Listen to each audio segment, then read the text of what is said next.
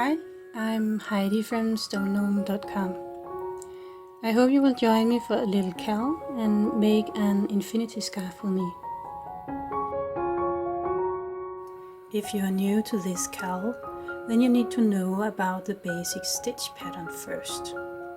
Watch the introduction video and the video number 1 called The Beginning.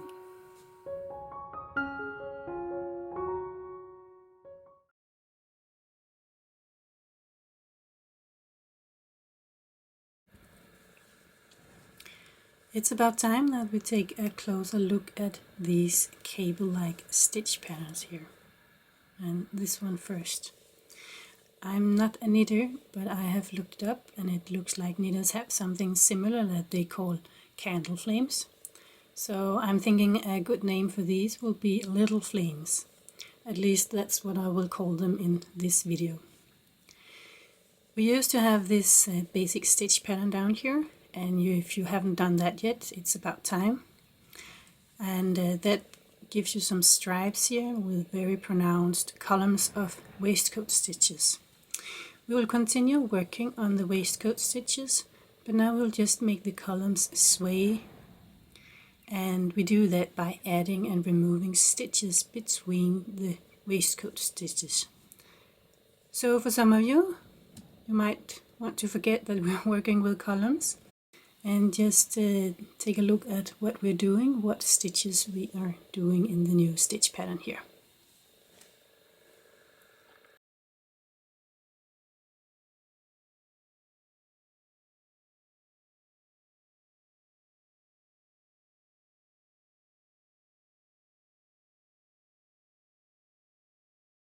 We've done several rows of the basic stitch pattern, and now we're ready to do the flames. So in the first stitch that starts around, we'll do a waistcoat stitch. This is our first stitch in the new stitch pattern. Now we want to make a flame here, and to do that we will add an extra chain between these two waistcoat stitches here. So we had one, but we will make 2 chains. Then we'll do the waistcoat stitch, and then we will just skip the next chain here. And then the pattern repeats. We do a waistcoat stitch, 2 chains, a waistcoat stitch, and remove the chain here. Let's try that. 1, 2, doing a waistcoat stitch in the waistcoat stitch. We always do that, always in the waistcoat stitch. Now we skip the chain here and immediately do a waistcoat stitch here, and I will push my work together a little bit so I don't get too big stitches on top of it. Making another flame, 2 chains, 1 waistcoat stitch in the next waistcoat stitch here, and remove the chain here by immediately make another waistcoat stitch, which actually is also the first one in the pattern repeat here. So it's a waistcoat stitch, 2 chains, a waistcoat stitch, skipping this and making the first waistcoat stitch of the repeated pattern again here.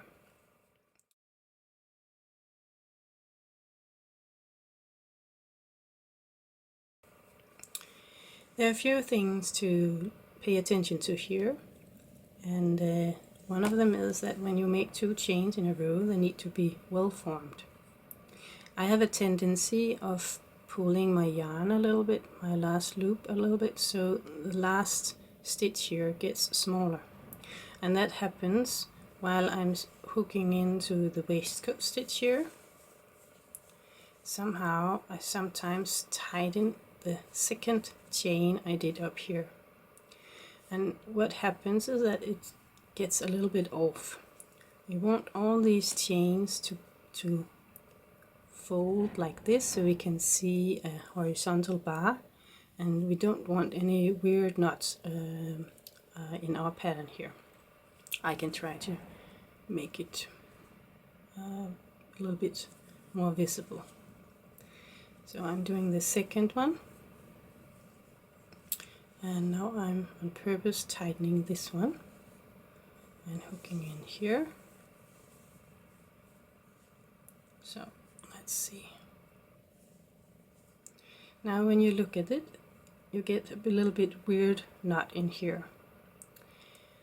And we need to avoid that, so we need to pay extra attention to not tightening our stitches at the wrong time. And to save this one, I could pull a little bit in this loop here, in the back loop of the second chain, and then pull a little in the front loop of the second chain as well. And then just pull my work here, like that. And you can see now they got more the same size and all the chains here are well formed. Of course you're not supposed to fix like this, it's just to show you that you can fix it if you figure out you have something down here that needs to be fixed, then you can go back and make it look a little bit better.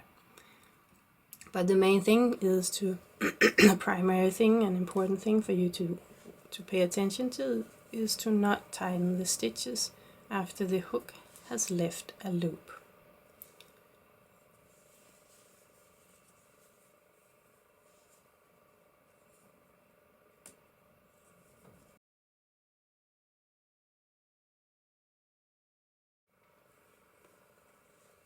Now I reached the end of the round and I'm ready to do the next round, and that will be exactly the same as previously.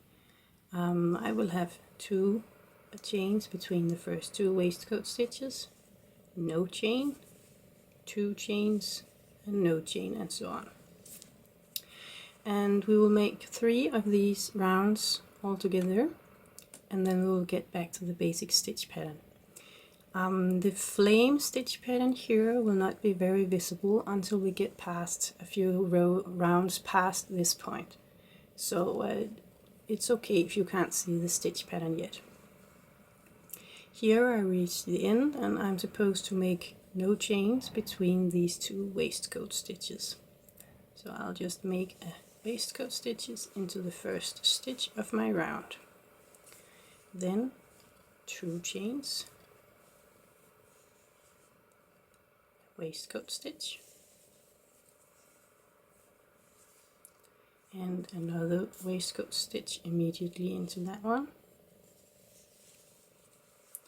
So you see it's actually pretty simple.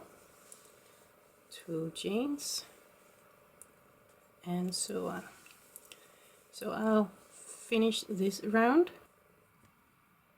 and then make another round, a third round, exactly like the 2 first.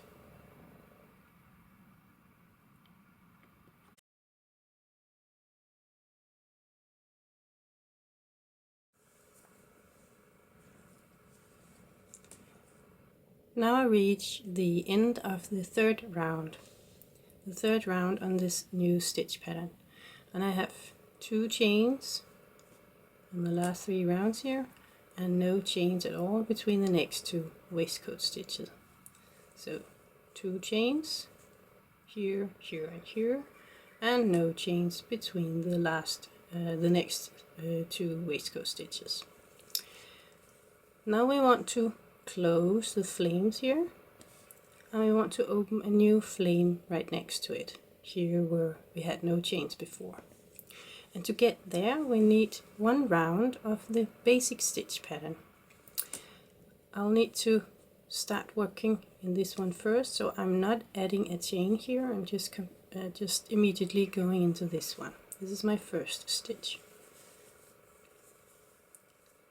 And now I do the basic stitch pattern, chain, waistcoat stitch, chain between these 2, and waistcoat stitch, and so on. So I'll do a chain and push my work a little bit together here so I don't get an oversized chain. Now I'm adding, oh that wasn't good, I'll try that again. Here. Pushing them together, and now I'm adding a chain in between the next 2 waistcoat stitches, which have none right now. Chain, And while you're doing this, it's also a very good idea to have a look at the back of your work again and again, because you're doing something new now. You might be more used to the waistcoat stitches, but now we're doing something new, so it's a bit much to concentrate on at the same time. I've done one chain on top of these two, so I'm going to push them together a little bit. So like this, doing my waistcoat stitch, and add another chain on top of the missing chain here. So I'll do that for the whole round.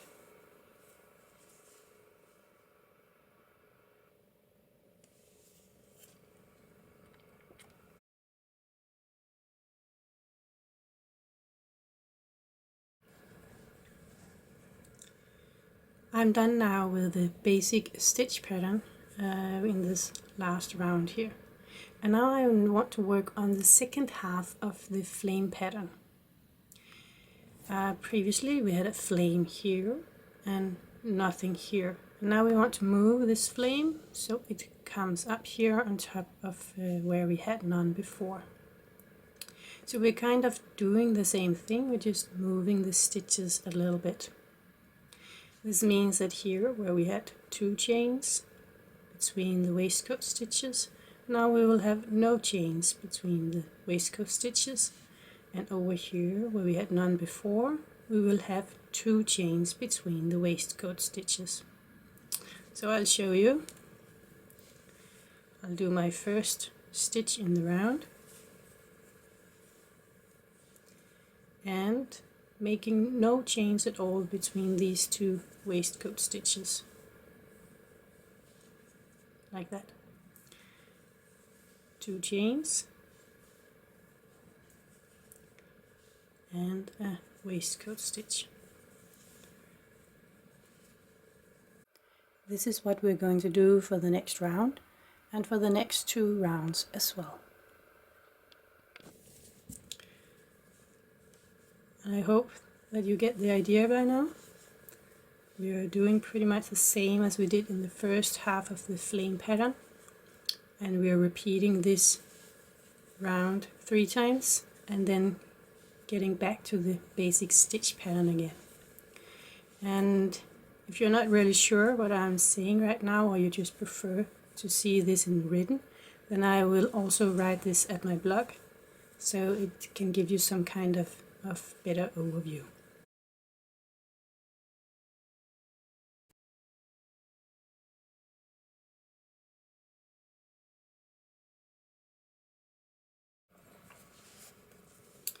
And here I've done 3 rounds of the new flame and 1 round of the basic stitch pattern. And as soon as I continue now with the first flame on top of here, I will close these flames here, and then the stitch pattern will show for real.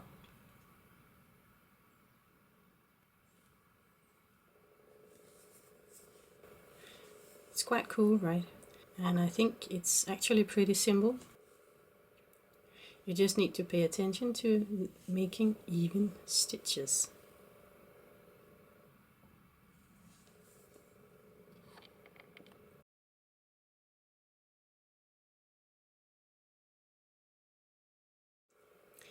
Keep working on the flame stitch pattern. We have set aside almost 10 centimeter, almost 4 inch for this part of the scarf. And when you're done with that, at any point where you have a basic stitch pattern in a round, then you just continue with the basic stitch pattern until you reach half of the width of your scarf. And for a big scarf, that would be 15 centimeter, and for a smaller scarf it would be 12.5 centimeter. When you reach the middle of your scarf, then you can make a sanity check on the amount of yarn you have. Do you have enough yarn? You can weigh it on the scale and weigh the work you did already. Add a stitch marker up here so you can mark where is the middle of your scarf, and then you can count the rows you have here of the basic stitch pattern, or you can just measure them with your measuring tape, and then make an even amount of the same amount of basic stitch pattern rounds after that. That will make you ready for next week, where we'll do another cable like stitch pattern.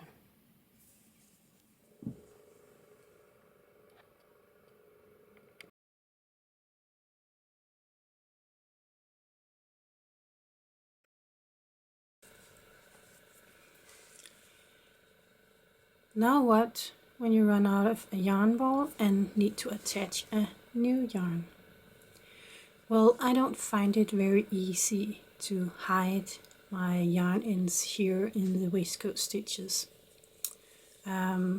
Maybe someone else is better at this than I am, but what I prefer to do is actually to do what is called a Russian join, and I'll just show you what that's about. So you have your two yarn ends like this, and you attach a needle to the yarn ends one at a time, and then you work the needle in through the strands of the yarn itself, bringing along the yarn here for maybe a couple of inches, maybe 5 centimeters, and you do the same with the other yarn end. You use a needle and work the yarn in here. This way you get a pretty strong join. It will be a little bit thicker, but when you crochet and use the part that is thicker, then you just tighten your work a little bit right here where it's thick, and then it will barely be visible afterwards. So this is my best suggestion for joining and attaching a new yarn.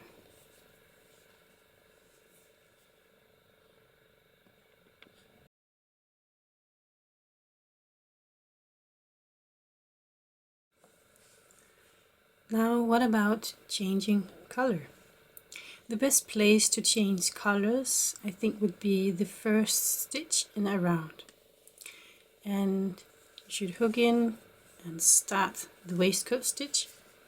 But at this point, at the last yarn over, you should attach the new yarn. And this will give you a very invisible color change, I think. And preferably this should be a place where there is at least one chain between the first waistcoat stitch and the next one. In this case I'm actually supposed to make 2 before I continue the pattern here.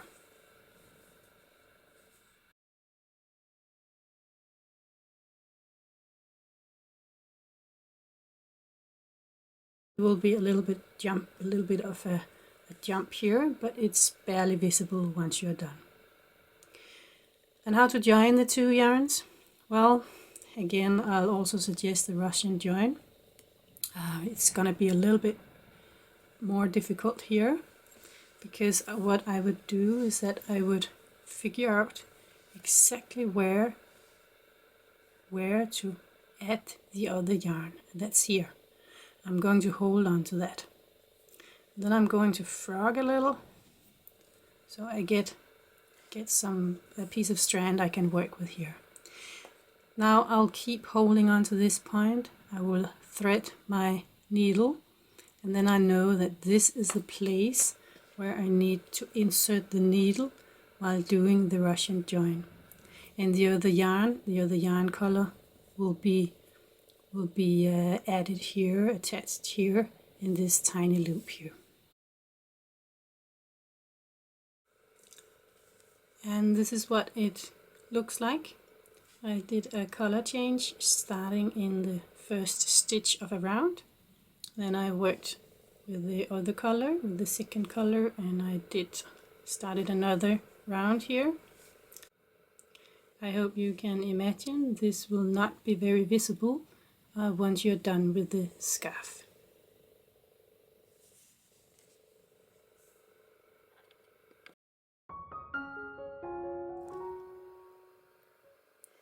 In the next video I will show you another cable-like stitch pattern, but take your time doing the little flames.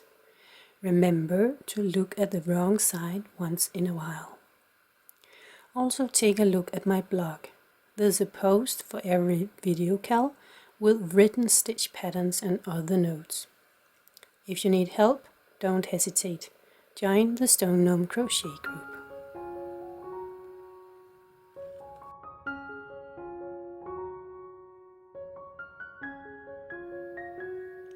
Help me sharing this video with other crochet lovers. Click the share button below. Thank you for watching.